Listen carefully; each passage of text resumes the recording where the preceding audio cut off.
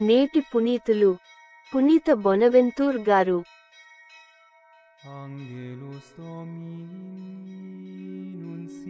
మీరు నా ఎదుట దుష్కార్యములు చేయకుడు, మిమ్ము మీరు కడుగుకుని శుద్ధి చేసుకొనుడు. సోమవారం, జూలై 15, 2024. మొదటి పట్టణం యోషయ గ్రంథము 1వ అధ్యాయం 10 నుండి 17 వచనాలు. సొదొమ పాలకులారా, ప్రభువు పల్కులు ఆలింపుడు.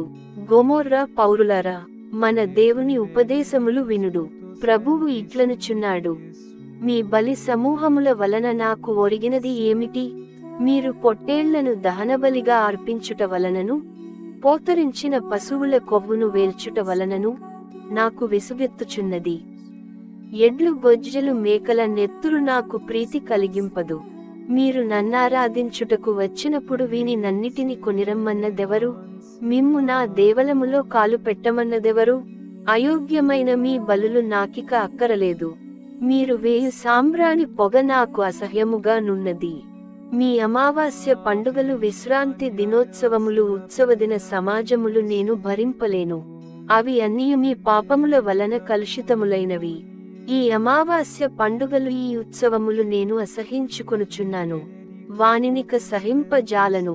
మీరు ప్రార్థన చేయుటకు చేతులు ఎత్తినప్పుడు నేను మీ వైపు చూడను.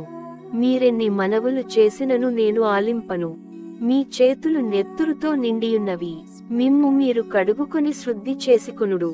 మీరు నా ఎదుట దుష్కార్యములు చేయకుడు. చెడ్డను విడనాడుడు, మంచిని చేపట్టుడు, న్యాయమును జరిగింపుడు, పీడితులను ఆదుకొనుడు, అనాథ శిశువులకు న్యాయము చేయుడు, వితంతువుల కొప్పు తీసుకొనుడు.